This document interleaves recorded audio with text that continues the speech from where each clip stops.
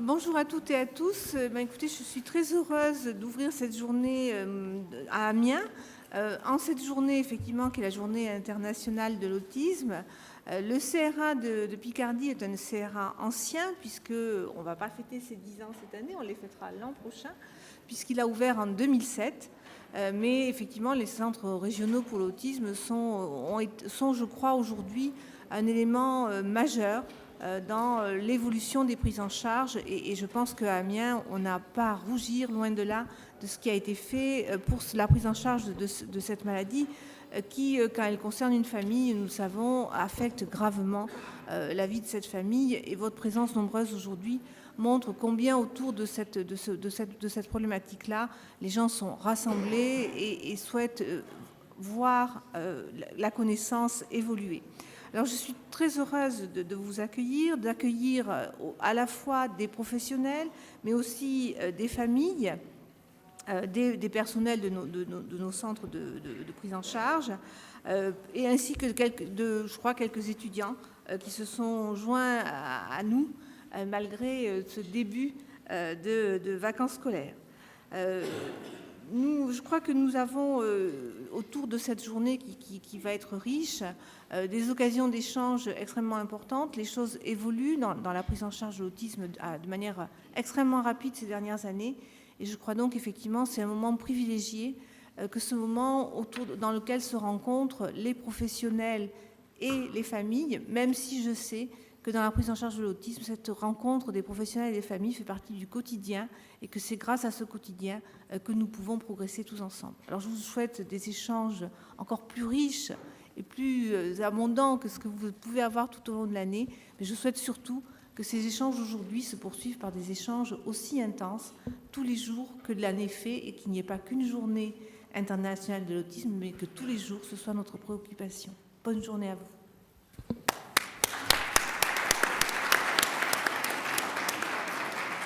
Voilà, merci beaucoup, Madame la directrice. Je vais donner tout de suite la parole donc à Annie Verrier, qui va devoir partir très vite puisqu'elle a une autre réunion, et elle n'a pas encore le don d'ubiquité, mais ça ne saurait tarder. Merci, cher Christian Mille. Alors, je n'avais pas prévu de prendre la parole, mais néanmoins, je suis ravie qu'on me la donne, pour signaler que je viens au titre de la mairie et notamment de Brigitte Fouret qui m'a demandé spécifiquement de venir vous saluer ce matin, ce qui témoigne, si besoin est, de l'intérêt que la ville porte à la problématique du handicap et à tout ce qui peut concerner ce qu'on appelle maintenant les différences. Alors, un petit peu de recul dans mon expérience professionnelle me permet de voir que la problématique de l'autisme a heureusement fort évolué, parce que finalement, quand j'étais jeune étudiante, on parlait de maladies psychiatriques ou psychologiques. La notion de handicap est arrivée en 96, donc vous voyez, c'est pas si vieux que ça. Et maintenant, quand on regarde les travaux, les réflexions, on voit émerger des choses tout à fait intéressantes, notamment cette notion de neurodiversité, mais là, c'est votre champ. En tout cas, quelque chose qui permet que l'autisme sorte d'un certain ghetto où on avait pu installer et qui était douloureux, bien sûr, pour les patients, mais également pour les familles. Et donc trouve sa place et que chacun trouve sa place dans la société avec ses différences. C'est également ce que nous souhaitons au niveau de la ville d'Amiens, c'est qu'on puisse vivre tous ensemble le mieux possible, tel qu'on est, et que tout soit adapté à chacun. Et c'est juste ce message que je souhaitais vous faire passer et dire que nous nous en employons et que nous continuerons à le faire dans les années à venir.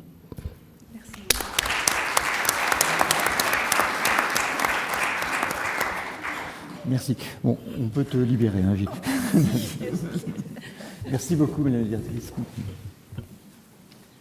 Voilà, donc je ne vais pas vous faire un très long discours, c'est simplement, on m'a demandé d'introduire un peu cette journée, donc d'en dire un tout petit peu plus sur cette thématique que nous avons retenue.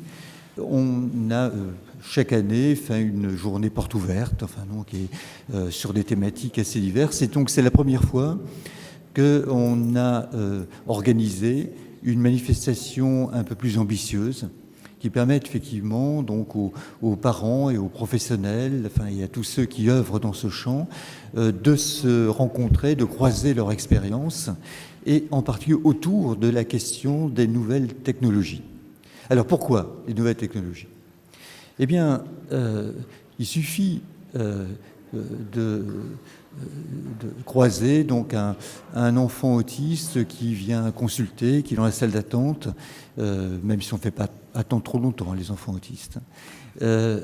Très souvent, enfin, donc, les parents, pour être persuadés que l'enfant ne court pas partout, lui proposent enfin, donc, un jeu vidéo enfin, donc, ou simplement leur portable.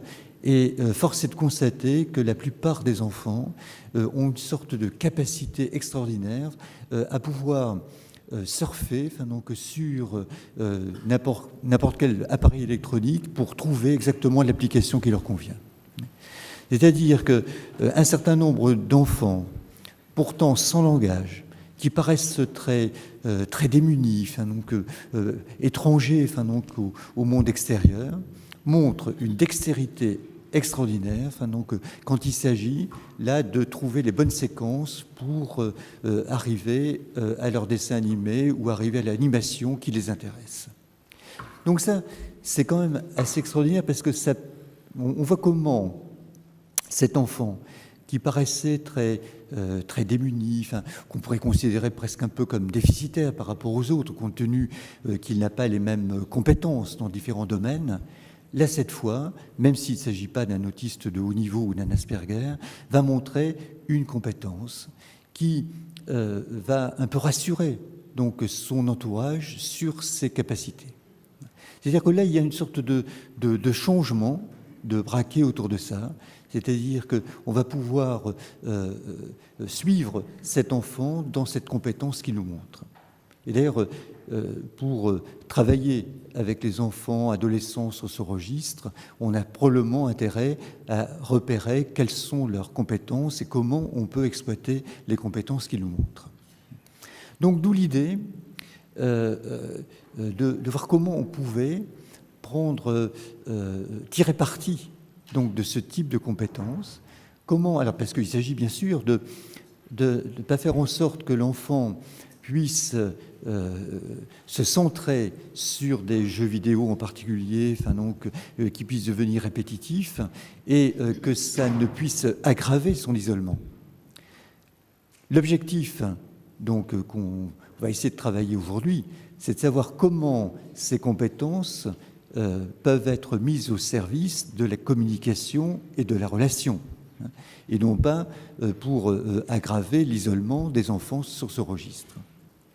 Parce que lorsqu'on rencontre donc des grands adolescents ou des adultes, certains d'entre eux ont certes une très grande compétence sur le plan du maniement donc, des outils informatiques en particulier, et parfois un peu déçus enfin, donc, à cause des difficultés qu'ils peuvent rencontrer dans les rapports aux autres à l'extérieur. Certains peuvent se retirer enfin, donc, dans leur chambre avec leur matériel informatique et ça les console en quelque sorte donc, par rapport aux difficultés qu'ils peuvent rencontrer dans les relations aux autres. Et d'une certaine manière, ils viennent peu à peu, enfin, on pourrait dire, enfin, aller dans le sens des addicts ou cyberaddicts, enfin, ou GIX, enfin, ou à toutes ces personnes qui sont centrées sur les nouvelles technologies au détriment des relations aux autres. Là, aujourd'hui, ce n'est pas du tout ça qu'on cherche. On cherche effectivement à voir comment on peut exploiter ces compétences, enfin, donc et voir quel type d'outils on peut mettre à la disposition des enfants pour leur permettre justement donc d'être mieux en relation et en communication avec autrui, et non pas aggraver donc leur isolement.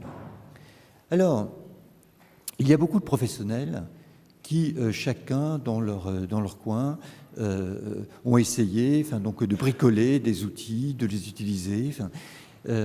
Mais on s'est aperçu, en particulier grâce à la Fondation Orange, qu'un certain nombre d'éducateurs, donc de soignants, donc de pédagogues avaient tenté d'utiliser des outils, mais qu'ils s'étaient vite heurtés donc, aux limites donc, de leur technique.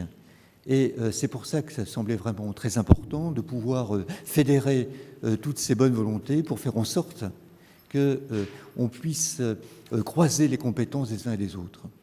Et qu'on ne fasse pas effectivement comme les enfants autistes, qu'on sache un tout petit peu plus partager, communiquer, échanger autour de ces nouvelles technologies.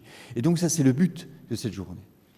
Vous verrez donc, là, évidemment, il y a deux conférences importantes. Une ce matin avec Jacqueline Nadel, que certains d'entre vous ont déjà entendu hier, où elle a la faculté de médecine, où elle a pu évoquer la question de autisme et imitation et nous présenter donc, ces vidéos très émouvantes. Donc on voit effectivement ces enfants autistes très enfermés et qui sont extrêmement sensibles quand un adulte peut les imiter et où là il y a un effet de rencontre donc, qui est tout à fait spectaculaire. Là aujourd'hui, l'exposé de Jacqueline Nadel sera très différent, puisque elle va nous présenter un peu des fondamentaux donc autour de la rencontre de l'autisme avec les nouvelles technologies. C'est-à-dire qu'au fond, je pense que ça aussi le cas de Claude Martin, c'est-à-dire le conférencier de cet après-midi. L'un et l'autre donc, ont l'occasion de travailler ensemble, de travailler dans des laboratoires de recherche au CNRS, et de mettre en place donc, de dispositifs qui permettent de travailler les interfaces qui peuvent exister entre l'homme et la machine. C'est-à-dire de travailler évidemment sur les médias, donc c'est-à-dire au fond les outils qui peuvent être utilisés, et aussi tout ce qui est effectivement toutes les modulations qui permettent donc de communiquer les uns avec les autres, aussi bien avec des images, avec du son, donc avec des écrits, etc. Et donc parallèlement, il y aura des ateliers. Donc là, on a souhaité que ce soit une journée anti-frustration. C'est-à-dire que vous pourrez assister donc, à tous les ateliers, donc, en tournant, et de manière à ce que vous n'ayez pas des choix cruels à faire donc, entre tel atelier et tel autre. Donc vous aurez l'occasion là, d'être initié aux différents outils qui sont présentés. Donc il y a 6 ateliers, 3 ce matin et 3 cet après-midi. Et en fin d'après-midi, on essaiera de reprendre tout ça pour redonner un peu de la cohésion à cet ensemble. Je dois, pour terminer, d'abord remercier vivement donc, le public, remercier tous ceux qui ont participé dans les ateliers, remercier nos deux conférenciers, mais remercier aussi l'équipe du CRA, donc parce que depuis quelques semaines, je dirais même un peu plus, cette équipe s'est donné son compté donc pour faire en sorte que cette journée soit réussie. Et je voudrais plus particulièrement remercier donc Sylvain Kleb, qui est éducateur, donc, qui connaît assez bien donc, l'usage de ces outils numériques, et puis Véronique Pautre, la documentaliste, qui a préparé donc, tous ces documents et qui a fait en sorte que cette journée soit réussie. Mais tous les autres, évidemment, ont contribué, vous les avez déjà vus un peu partout, ils sont effectivement à toutes les places pour vous accueillir ce matin. Autre remerciement, c'est par rapport à la Fondation Orange, parce que l'année dernière, donc, il y a eu une rencontre et donc un appel d'offres par rapport à ça, et de manière à ce que nous puissions être subventionnés pour fédérer et faire en sorte que de pouvoir utiliser donc, des outils qui soient mis à la disposition donc, des enfants et des adolescents qu'on peut rencontrer. Et d'ailleurs, donc tout à fait en fin de matinée, donc nous devrions officiellement recevoir un chèque de la Fondation Orange. Voilà, le professeur Vendôme, qui est professeur de psychologie, ici à l'université Jules Verne, a joué aussi un rôle très important, avec ses étudiants. Et je voulais aussi le remercier. C'est lui qui vous présentera les ateliers tout à l'heure. Sans plus tarder, je vais donc céder la parole au professeur Jacqueline Nadel, qui est directrice de recherche au CNRS, et qui travaille à l'hôpital Pitié-Salpêtrière, et elle vous en dira un peu plus, sur toutes les recherches, qu'elle a pu mener. Et je suis très reconnaissant qu'elle puisse être là ce matin et nous apporter toute son expertise dans ce domaine.